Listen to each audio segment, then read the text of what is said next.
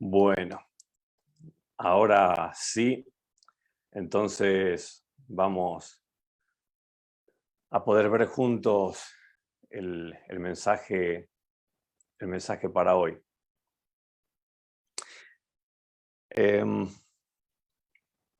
Hace bastante ya que estoy estudiando muy particularmente la vida de Jesús.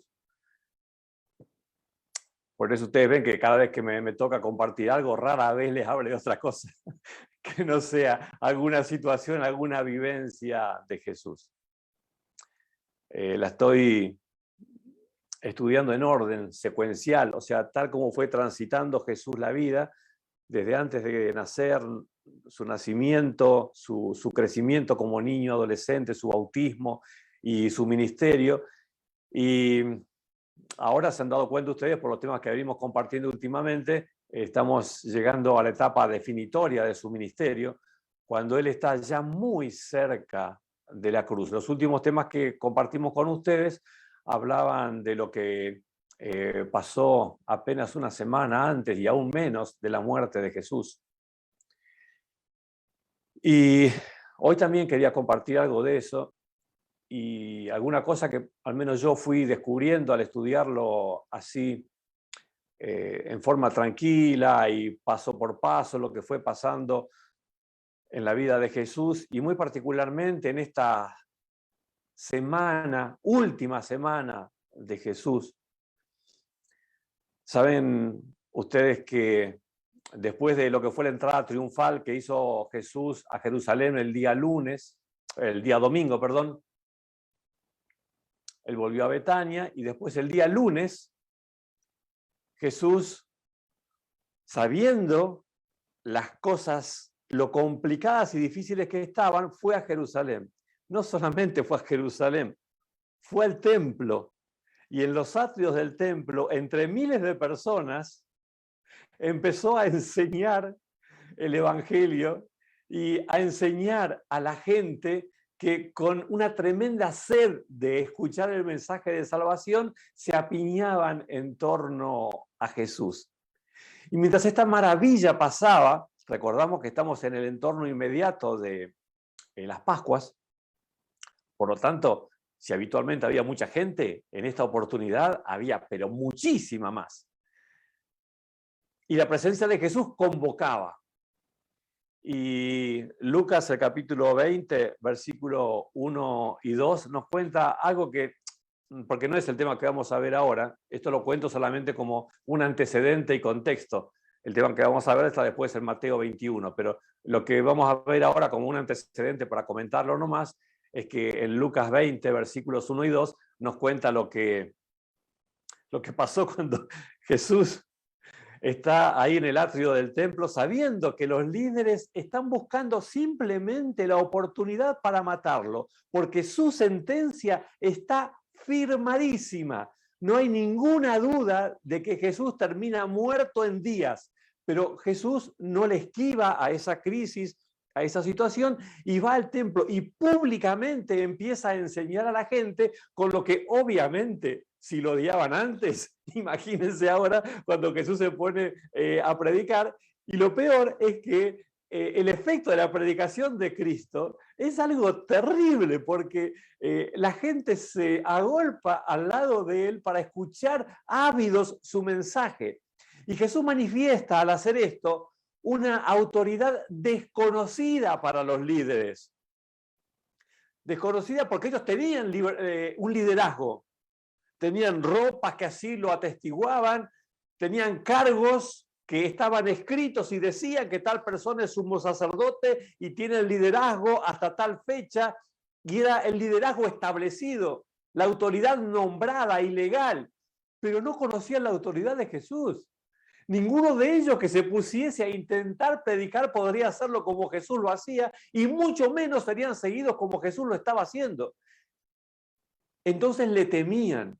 Nos dice Lucas 21 que un día, que es este día lunes que estamos mencionando, mientras Jesús enseñaba al pueblo en el templo y les predicaba el Evangelio, wow, qué lindo que debe haber sido eso, se le acercaron los jefes de los sacerdotes y los maestros de la ley junto con los ancianos.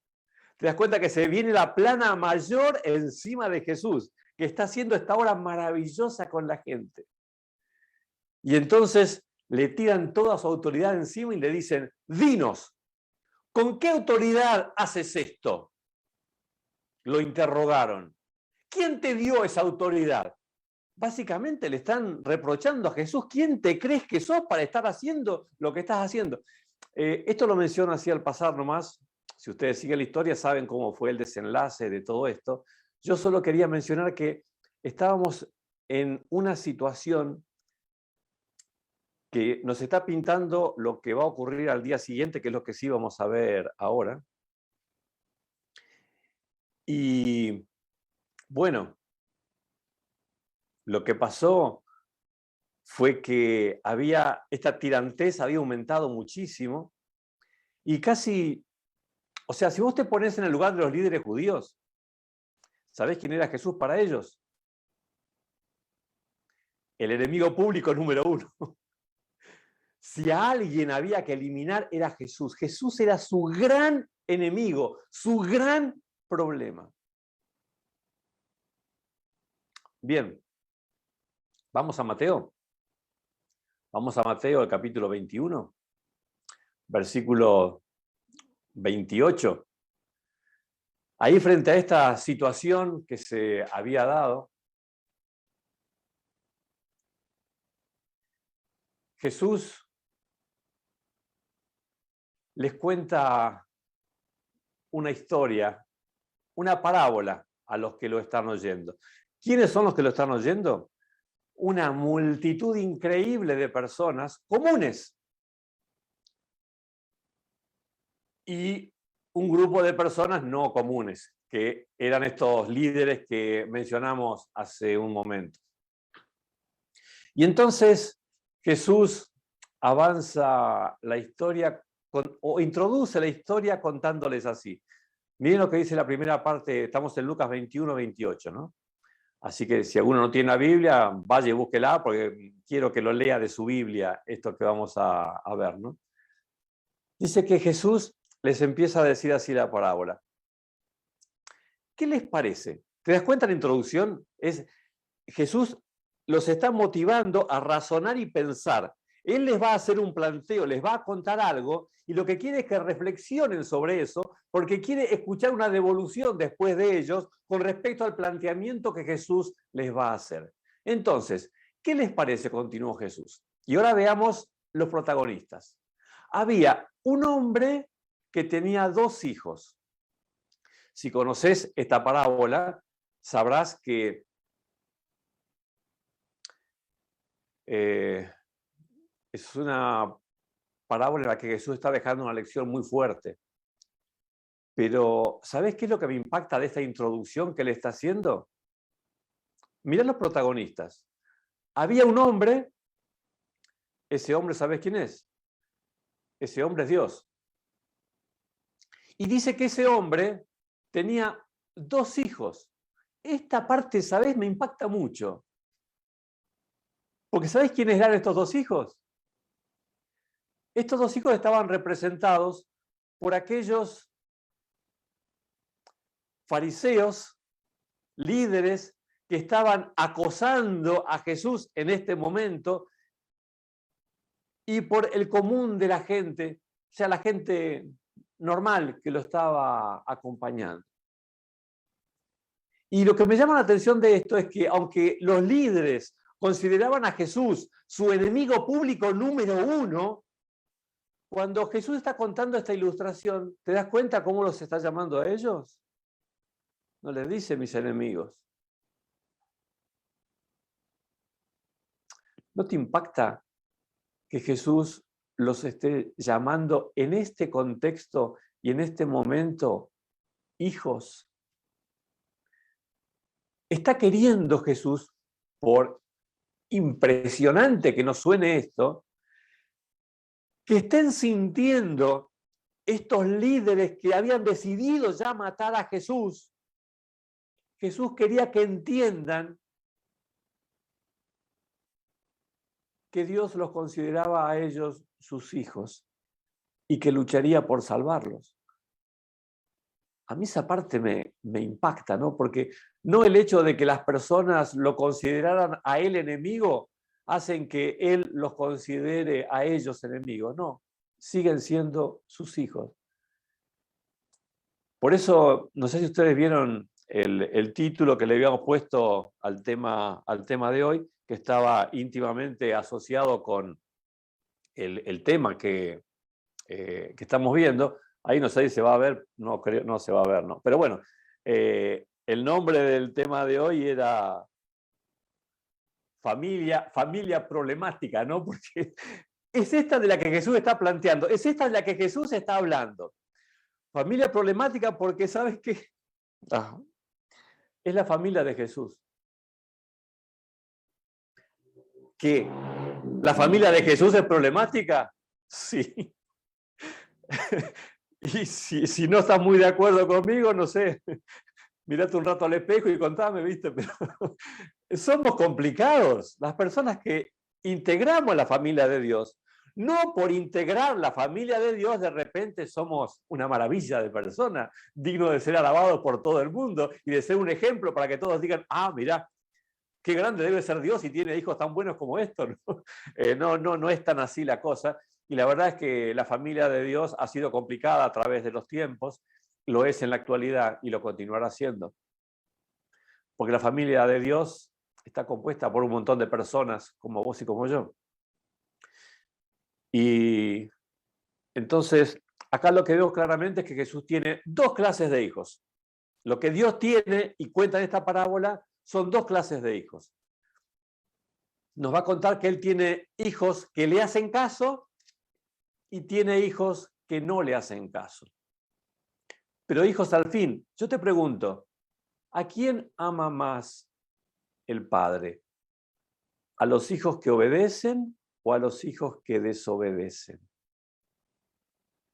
Es complicadita la pregunta, ¿no? Porque va a ser complicado que un papá te diga quiero más a esto, quiero más al otro, porque es el padre y son los hijos.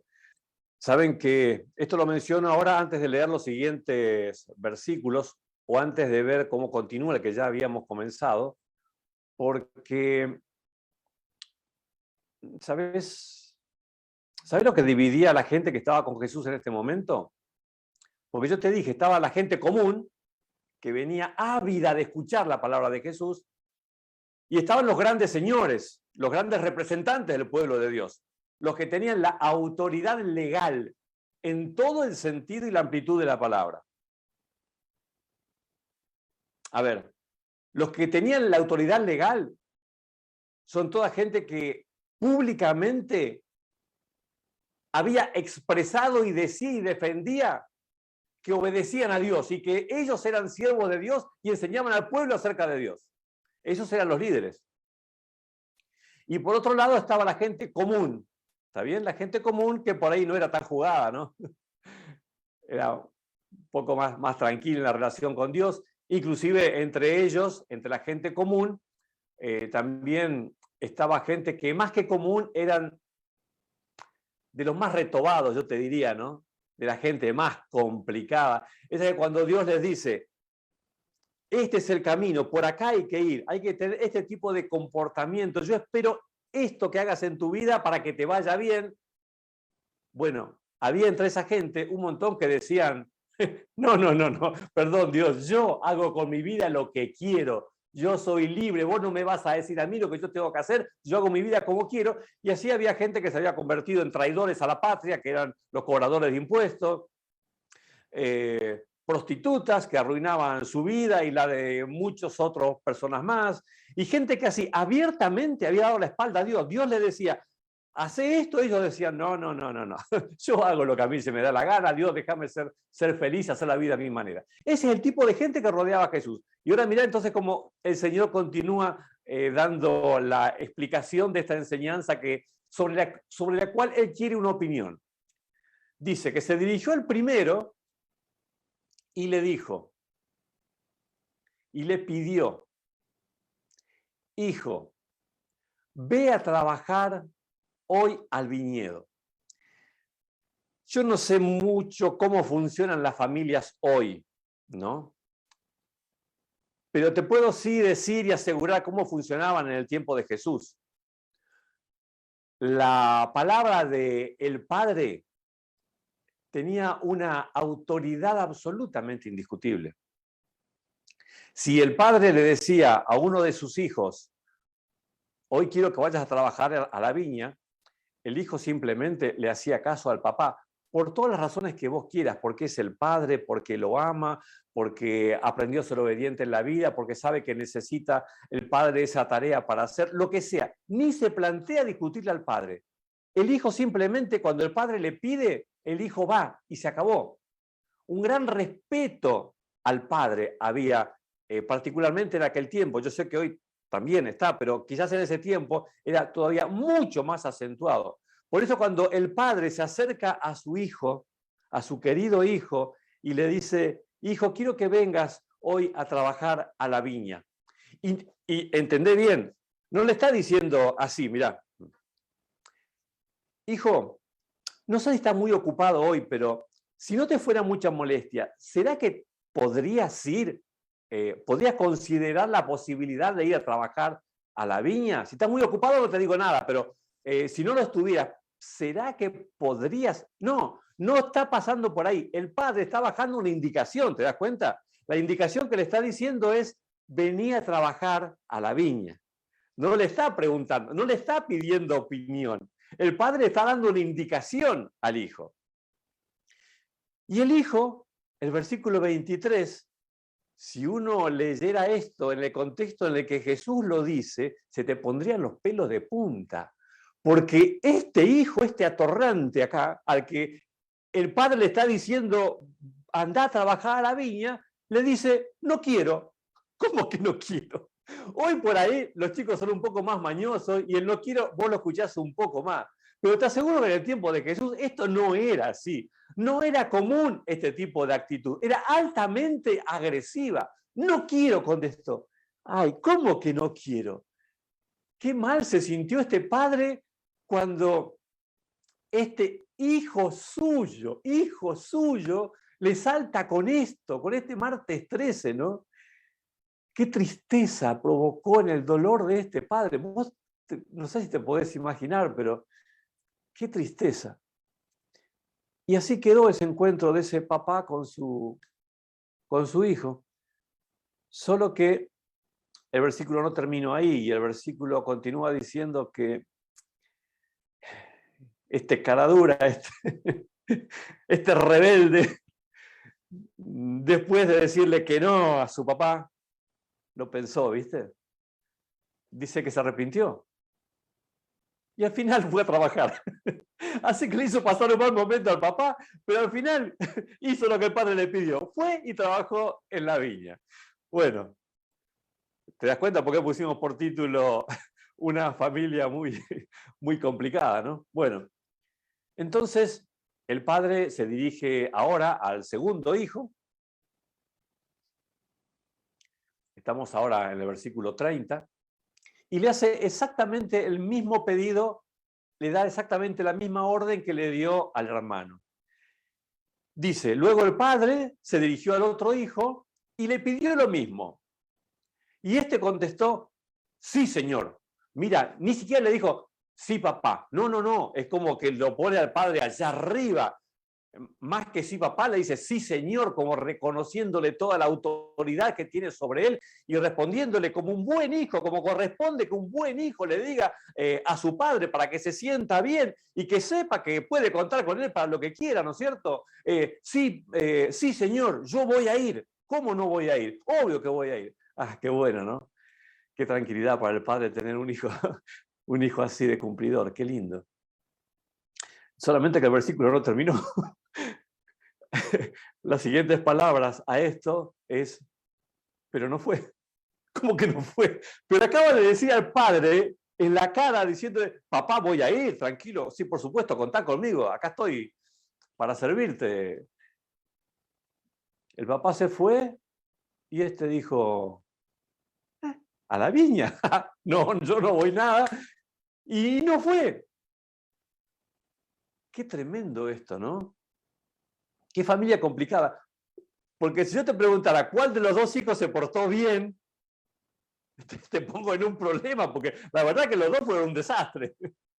Solamente que, bueno, uno en principio entristeció al padre y después lo alegró porque fue. Y el segundo lo alegró dándole una respuesta afirmativa a su pedido, pero después hizo cualquiera, o sea, no hizo lo que a él se le dio la gana. Bien. O sea que bien no se portó ninguno. Te digo esto porque estamos hablando de la familia de Jesús. Y en esta forma de presentar Jesús a su familia, tiene realmente una familia complicada. Y entonces hace la pregunta Jesús, porque más allá de que es complicada, convengamos en que uno estuvo mejor que el otro, ¿no? De los dos hijos. Dice, ¿cuál de los dos hizo lo que el padre quería? Le pregunta Jesús a los líderes religiosos.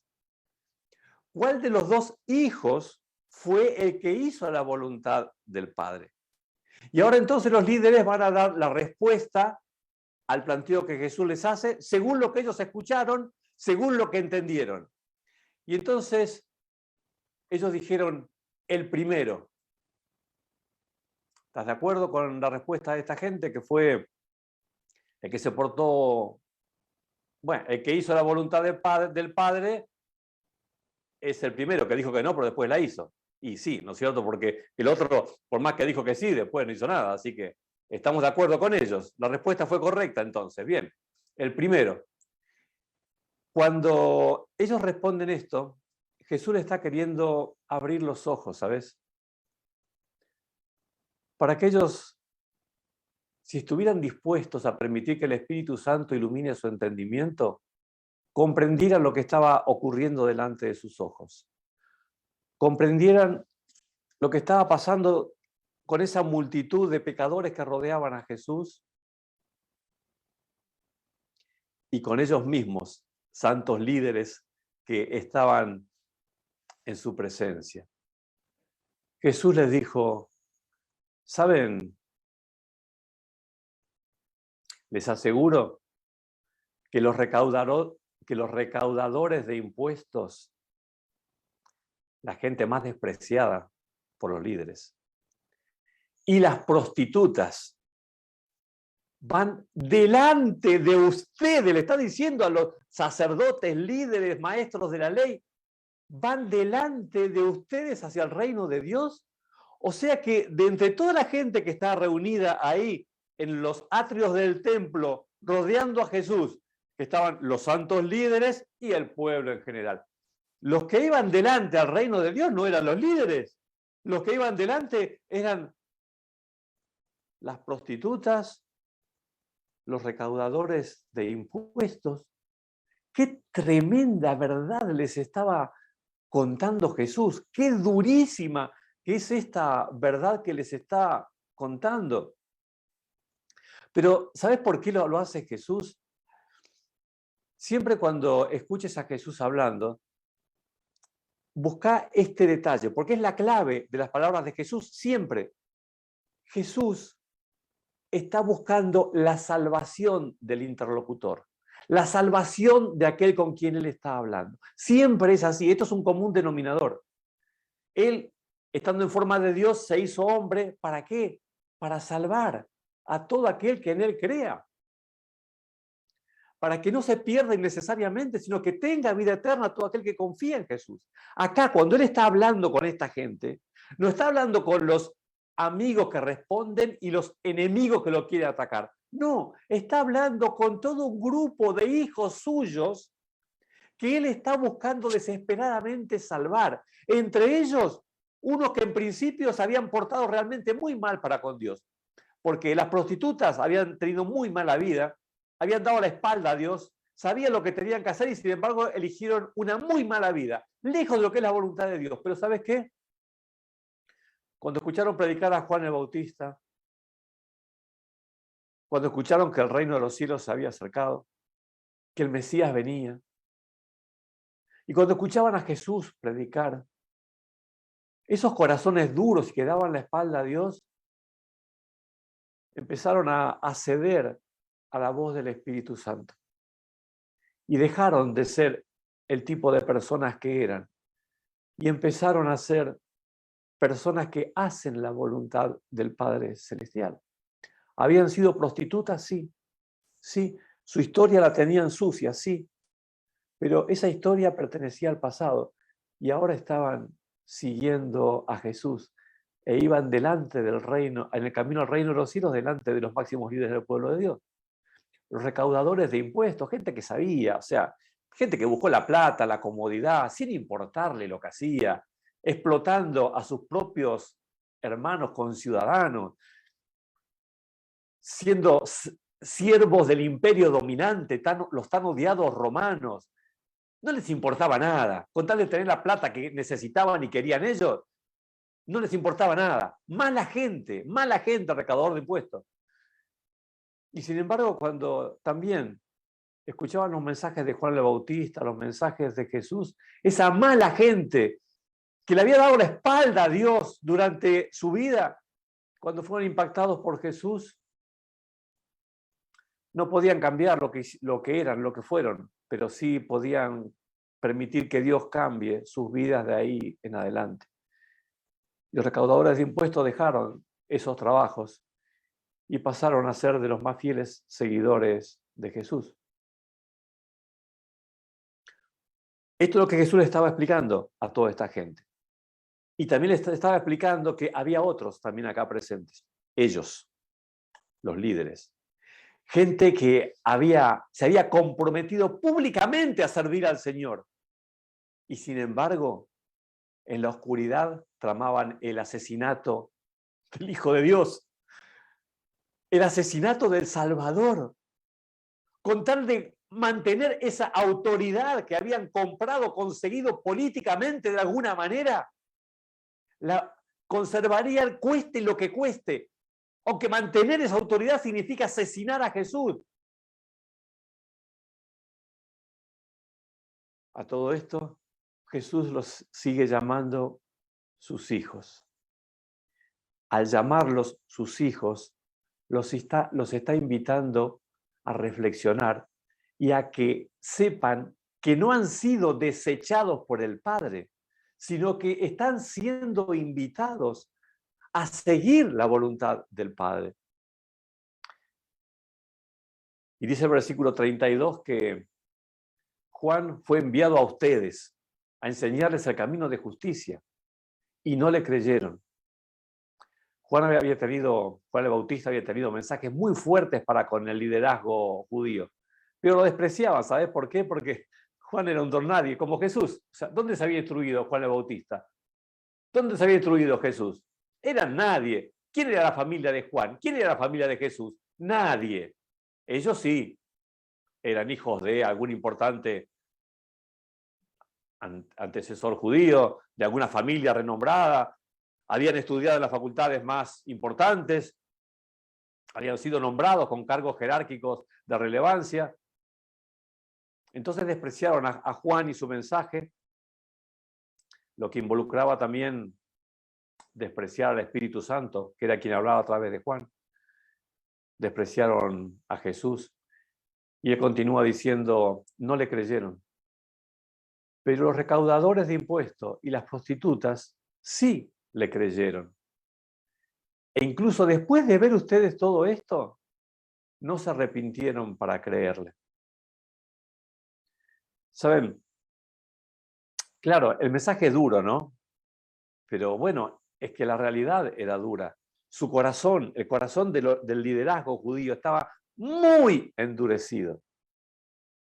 Pero me impacta ver a Jesús usando y poniendo todo su esfuerzo para lograr que esos que buscaban matarlo reflexionen y decidan poder ponerse del lado del Padre y hacer la voluntad de su Padre. No te olvides, la familia de Dios es complicada. Y estoy hablando de vos y de mí, porque somos nosotros la familia de Dios.